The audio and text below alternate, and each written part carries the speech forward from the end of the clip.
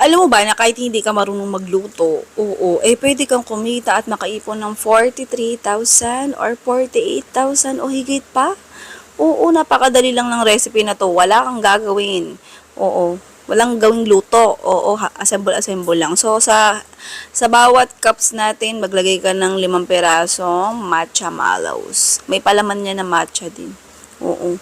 Tapos, lagyan mo lang ng toppings. Yung ginamit ko ritong liquid toppings, ayan, syrup, o kahit anong syrup na gusto mong ilagay dyan na toppings, pwede. Sa akin kasi condensed milk ang nilagay ko. Pero yun sa'yo, pwede kang gumamit ng strawberry, pwede yung chocolate na, o depende sa'yo kung anong meron ka dyan na syrup or pang toppings. Okay? Pero yung iba na hindi alam kung saan bibili ng ibang syrups, ay mag-stick ka na lang sa condensed milk. Madalas din ako kaya hindi na madalas na meron ako ditong stock eh. Tsaka pang dip ko, pang sausawan, madalas condensed milk lang din talaga.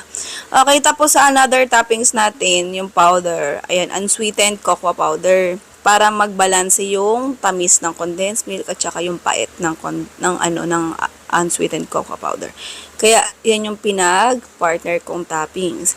Pero sa inyo, kung halimbawa ibang flavor ng syrup or liquid toppings ang gagamitin nyo, magbase kayo dun kung anong powder ang ilalagay sa ibabaw. Pwede, skimmed milk, o kaya, icing sugar, yung mga ganon. Yun yung mga dapat na ipang powder toppings nyo. Kung ibang syrup ha, ang gagamitin yung toppings. Okay, para naman sa listahan ng recipe at saka costing, nasa YouTube channel natin. Bisitahin nyo lang Foodie Par at saka Halo Mix. Oo, tapos pagka napuntahan nyo na yung pinaka-recipe, yung pinaka-video recipe nito, pindutin nyo lang yung title ng video, tapos lalabas na rin yung description.